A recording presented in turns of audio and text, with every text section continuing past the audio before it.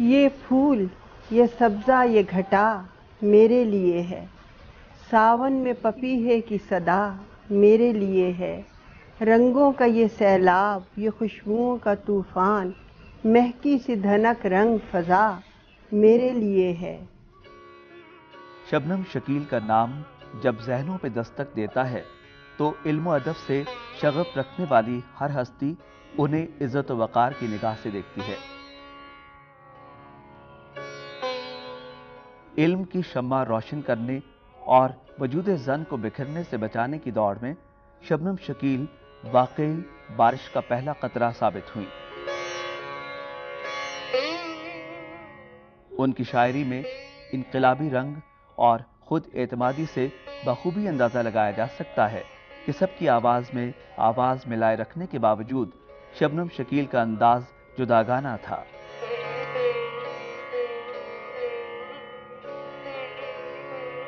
شبنم شکیل پاکستان کی معروف شاعرہ، محقق، مدرس، نقاد، ادیبہ اور ماہر تعلیم 12 مارچ 1942 کو لاہور کے ایک علمی خانوادے میں پیدا ہوئی۔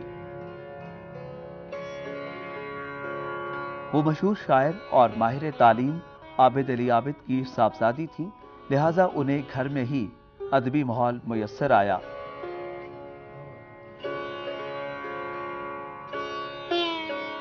میرے لیے تو فیض صاحب بھی، ڈاکٹر تاثیر بھی، پطرس بخاری بھی، صوفی غلام مصطفیٰ تبسم بھی، سید عبداللہ، یہ سب لوگ یعنی آتے رہتے تھے اور ملاقات بھی ہوتی تھی۔ میرے لیے یہ تایا جی تھے یا چچا جان تھے، تو یہ باہر صحن میں کرسیاں بچھا کے بیٹھتے تھے سب رات کو۔ میں ایک بینچ جو اندھیرے میں پڑی ہوتی تھی وہاں جا کے چپ کر کے بیٹھ جاتی تھی، اور یہ اشعار سنا رہے ہیں ایک دوسرے کو اور باتیں کر رہے ہیں ادھر ادھر کی، اور چٹکلے اور مذاق، اور ایک دوسرے کی بڑی لیگ پولنگ بھی کرتے تھے۔ میں وہ سنتی تھی تو بڑا لطف آتا تھا مجھے۔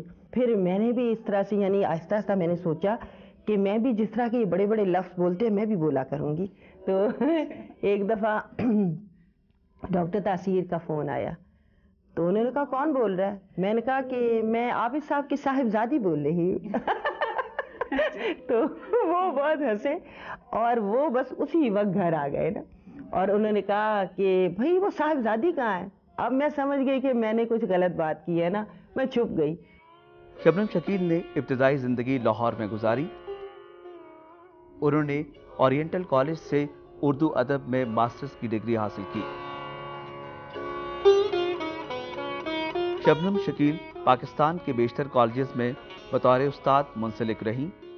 1967 میں ان کی شادی سید شکیل احمد سے ہوئی جو سرکاری ملازمت سے وابستہ تھے اور وفاقی سیکرٹری کے عہدے سے ریٹائرڈ ہوئے۔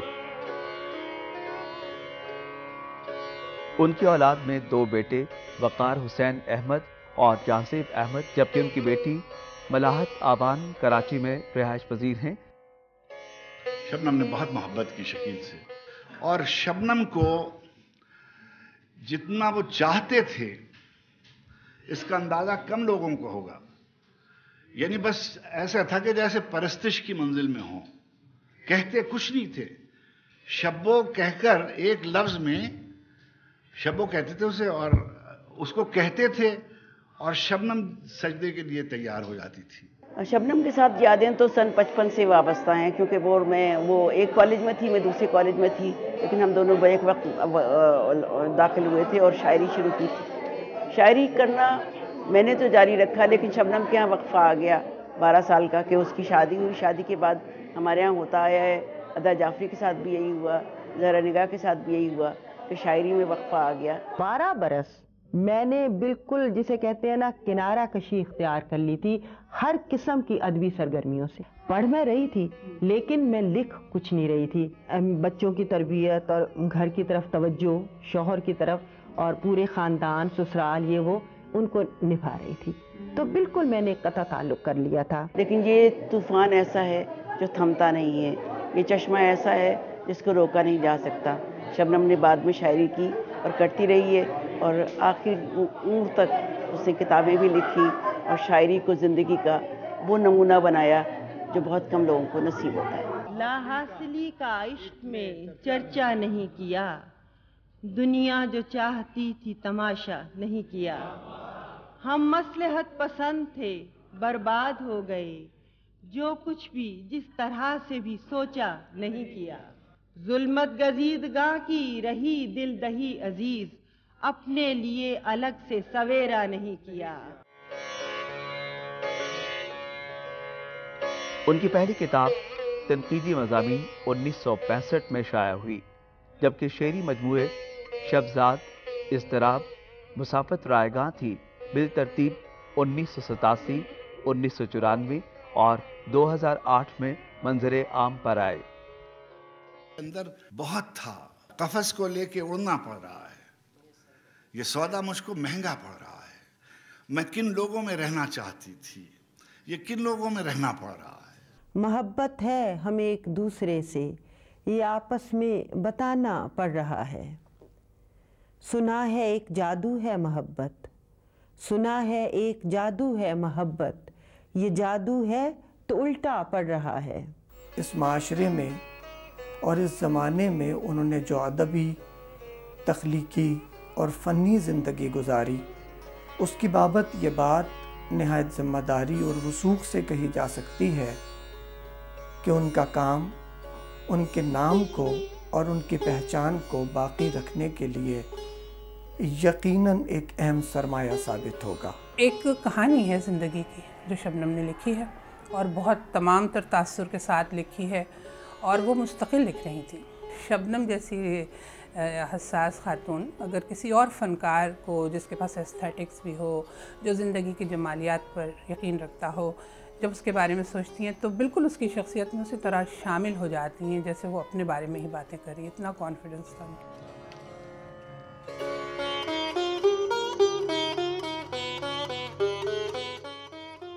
उनकी शख्सी खाकों और तनकीद पर एक किताब तकरीब कुछ तो 2003 में, जबकि न क़फ़स न आशियाना के उन्वान से मुख्तसर कहानियाँ 2004 में क़ारीन तक पहुँची। उन्होंने 1947 से 2002 तक ख़वातीन की शायरी और मुशायरे पर उनके असरात के मौजू पर भी एक किताब लिखी।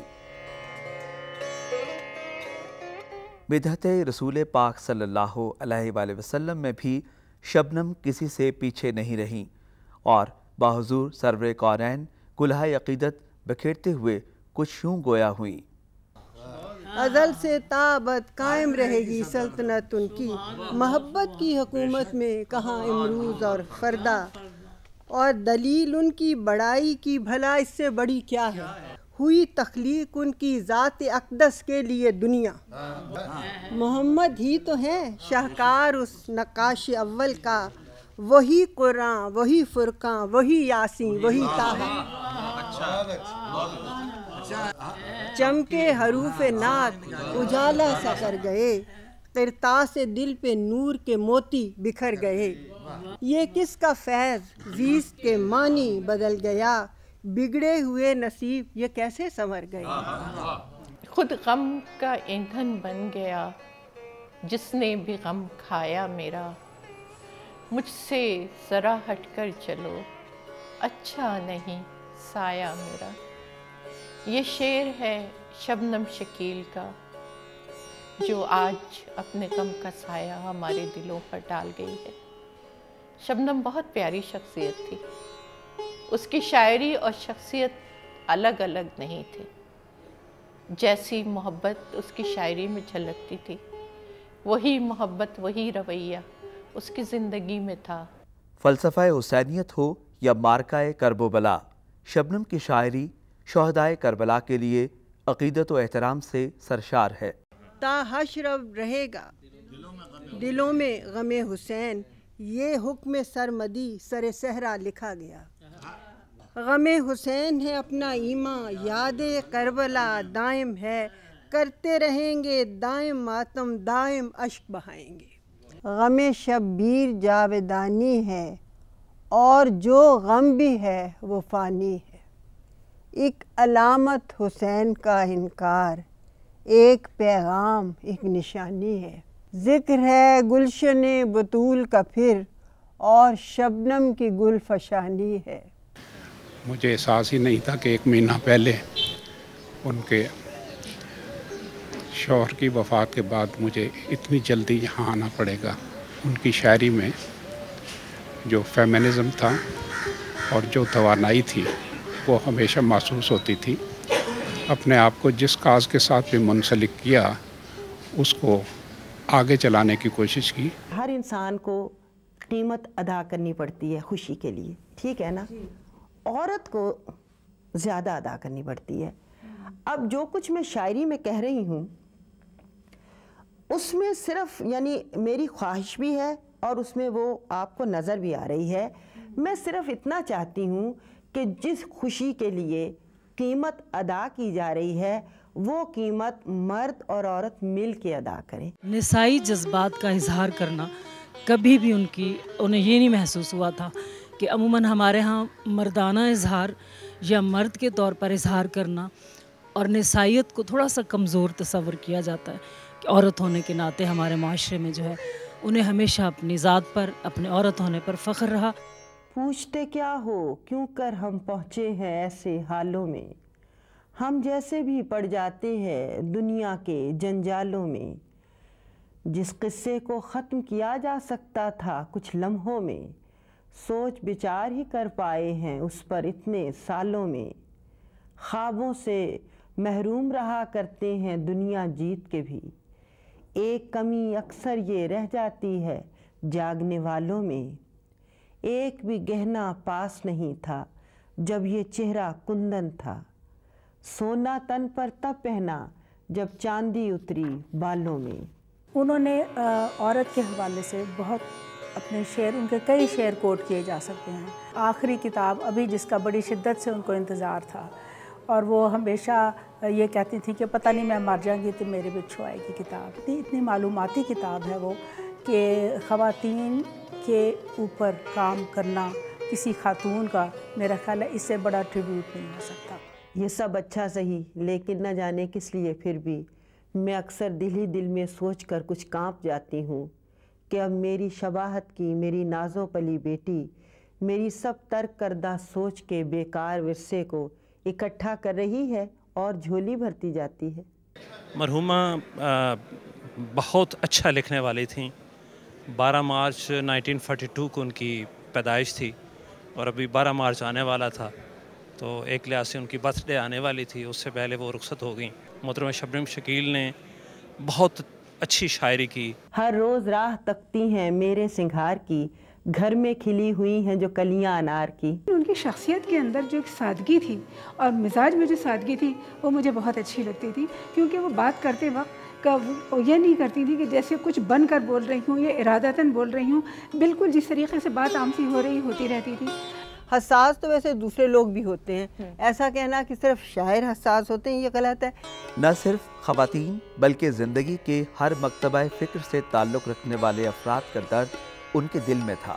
مزدوروں کو خراج تحسین پیش کرتے ہوئے کہتی ہیں، ان کے دل میں نئی امید جگانے کے لیے حوصلہ دیتے ہوئے ہر کسی محنت کش کو ان کی ہمت کو بڑھاتے ہوئے یہ کہتا ہے، ایک دوجے کا تمہیں ہاتھ بٹانا ہوگا، ہے بہت بوجھ مگر مل کے اٹھانا ہوگا. میڈم شبنم شکیل ایک بہت بڑے باپ کی بیٹی اور بہت ہی عمدہ اور خاص طور پہ مشاعروں کے حوالے سے ایک بہت ہی نفیس اور سکہ بند شاعرہ تھی. ہم نے ان کے ساتھ بہت مشاعرے پڑھے اور خاص طور پہ بہت سی غزلیں تو ان کی زبان زدے خاص و عام ہوئیں. بہت ہی نفیس، اچھی، ملنسار ایسی خاتون تھیں کہ جن کے ساتھ ہم نے جتنے بھی مشاعرے پڑھے ہر مرتبہ ان کی عظمت ہمارے دل میں زیادہ ہو. جذبہ حب الوطنی اور کشمیر سے والہانہ محبت ان کی نظموں سے جھلکتی ہے جو انہوں نے یوم کشمیر کے مشاعروں میں کہی. عرض کشمیر اے مسلموں کی زمیں، زخم خوردہ زمیں، قسم تیرے روضوں کی اور مسجدوں کی، قسم ان کشیدہ چناروں کی جو اپنی شاخوں پہ مٹی کی چادر لیے زخم کھاتے رہے، سر اٹھاتے رہے، مسکراتے رہے. یہ جو ادب کا رشتہ ہوتا ہے یہ ان